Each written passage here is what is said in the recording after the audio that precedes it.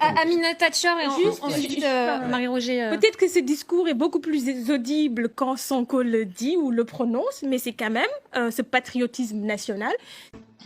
Bonjour à tous et bienvenue dans le débat. En fait, je voudrais juste dire que Sonko n'est pas anti-français. Sonko protège les intérêts du Sénégal. Parce que protéger ses intérêts, c'est pas dire contre quelqu'un d'autre. Macky Sall dit que c'est une affaire privée. Depuis quand on a vu tout un gouvernement, toute une république monter au créneau sur une affaire privée? Ça pose un problème sérieux. Et donc, partant de cela, nous considérons que nous avons en face de nous un gouvernement qui panique.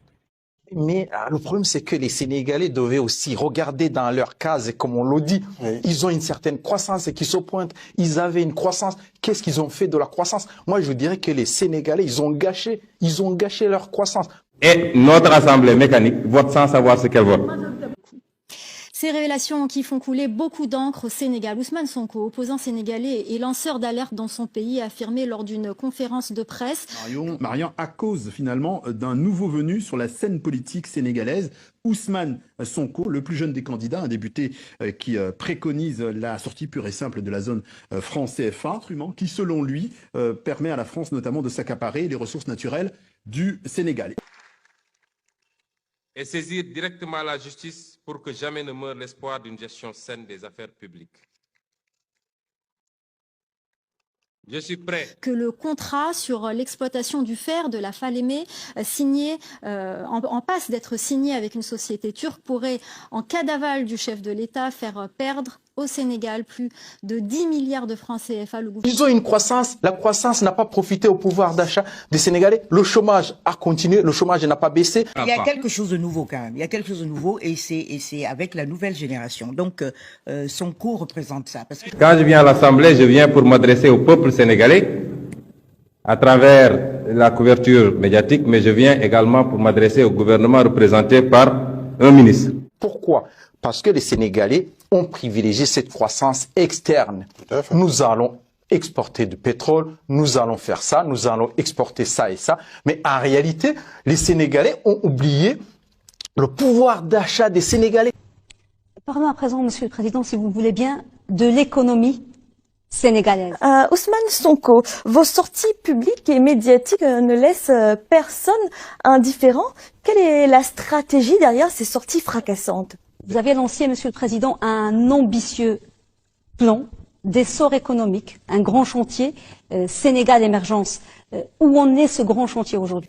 Les vraies raisons de la loi de finances, c'est le manque de sincérité, Cheikh Bamba Dièye l'a dit tantôt. Les Sénégalais, le pouvoir, le gouvernement sénégalais a réduit les subventions pour les produits de consommation, d'autres subventions de certains produits, alors qu'on se trompe de théorie. Et l'Europe, la France en particulier, subventionne toutes les entreprises. Élaborer un programme sérieux et une vision d'abord que nous avons déclinée dans un livre que nous avons présenté récemment aux Sénégalais et rassembler le maximum de Sénégalais, de patriotes autour de ce projet pour pouvoir faire quelque chose d'un mandat si jamais ce mandat nous était confié. Et il suffit de passer par CICE et tout ce qui est les subventions, tout ce qui est les réductions des cotisations salariales, ce sont des subventions déguisées. Les États-Unis subventionnent l'économie, subventionnent la consommation. Les Africains, on refuse de subventionner. Le Sénégal va se mettre à lutter contre l'inflation de 1%, 0,1%. Il continue la politique de lutte contre l'inflation. Alors que l'inflation, on peut laisser l'inflation augmenter jusqu'à 3, 4, 5, 6. Si jamais ce mandat vous étiez confié, vous avez affirmé dans une de vos conférences avoir pour ambition de sortir le Sénégal du franc CFA. Le problème, c'est que le Sénégal fait partie de la zone CFA. Et la zone CFA, la politique monétaire, c'est de lutter contre l'inflation. Mais moi, on lutte contre un ennemi qui n'existait pas. Mais vous êtes élu. Avec de telles affirmations, vous comprenez pourquoi certains vous traitent d'extrémistes.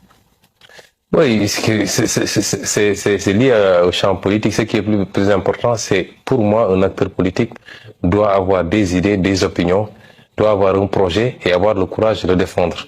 Ce que nous faisons, nous le faisons sans nous cacher et nous le faisons en argumentant les raisons pour lesquelles nous prenons des positions. Et puis nous lui demanderons quelle est sa vision du nouveau Sénégal. Bienvenue. Merci madame. Oui, le plan Sénégal émergent a été lancé précisément le 24 février 2014. Il a une grande ambition, c'est de mettre le Sénégal sur la rampe de l'émergence. Nous avons considéré, nous, que par rapport à la situation actuelle du Sénégal, où les jeunes sont en train de mourir dans les océans pour atteindre l'Europe ou dans le désert libyen, où des femmes meurent en accouchant parce que simplement il n'y a pas d'infrastructure sanitaire, où tout manque à tout le monde. Avec 3 axes majeurs. Un, la modernisation et la restructuration de notre système de production économique, qui est l'axe premier, c'est-à-dire la réforme du système de production, qu'il s'agisse de notre agriculture, de notre élevage, de tous les secteurs productifs qui contribuent à la création de la richesse. En réalité, vous avez perdu le crédit et la confiance des bailleurs à cause de 2 choses. D'abord, l'endettement chronique. Ce qui m'intéresse, c'est même pas en fait de chiffres de croissance. En fait, c'est la traduction de cette croissance en fait au niveau local, c'est-à-dire par rapport à voilà, du point de vue économique dans la vie concrète en fait, oui, qui profite à la population, parce que souvent on nous cite des chiffres 6, 7%, 10% de croissance, mais si on va sur le terrain, il n'y a aucun changement. Donc ça c'est palpable. Un problème, mais en réalité, c'est que moi, vraiment, cette politique de lutte contre l'inflation, qui n'existe même pas, ça me pose un problème. Parce qu'il suffit que le Sénégal libère l'inflation, va jusqu'à 3, 4, 5%. Il ne faut pas regarder les 3% de Mitterrand. 3, 4, 5%, ça va augmenter le taux de croissance de 9 jusqu'à 9%. Quelquefois, quand on fait le diagnostic et quand on fait le bilan, il y a de quoi être très remonté contre ceux qui ont eu à diriger nos pays. Ces pays qui ne manquent d'absolument rien en termes de ressources et de capacités. Et je considère que il y a eu beaucoup de trahison contre nos peuples, beaucoup de trahison de nos gouvernants. Et pris dans ce contexte-là, c'est de dire qu'ils mériteraient quand même d'être sanctionnés.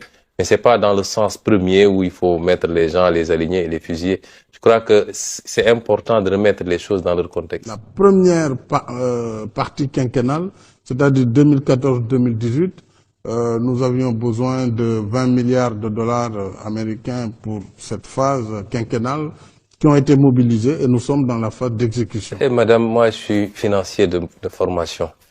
Les chiffres, ça ne veut absolument rien dire. L'axe 2 de ce plan Sénégal émergent, c'est le développement du capital humain. C'est également l'inclusion, l'économie solidaire et c'est l'éducation, la santé à travers justement les politiques d'inclusion et de développement durable. Le Sénégal est placé parmi les 25 pays les plus pauvres, malgré ce taux de croissance. Donc, chiffre pour chiffre, on peut vous en sortir. Effectivement, parce que il y a quelques années, on ne connaissait pas Ousmane Sonko. Et aujourd'hui, Ousmane Sonko fait partie maintenant du paysage politique sénégalais. Donc, il faut compter avec lui pour l'avenir. Et qui a été très soutenu par les jeunes. Opposition qui réagit ce jeudi à l'enquête de la BBC sur l'attribution de marchés pétroliers, un scandale à 10 milliards de dollars pour la chaîne britannique qui implique entre autres la firme British Petroleum, BP, et surtout le frère du président Macky Sall, Aliou Sall.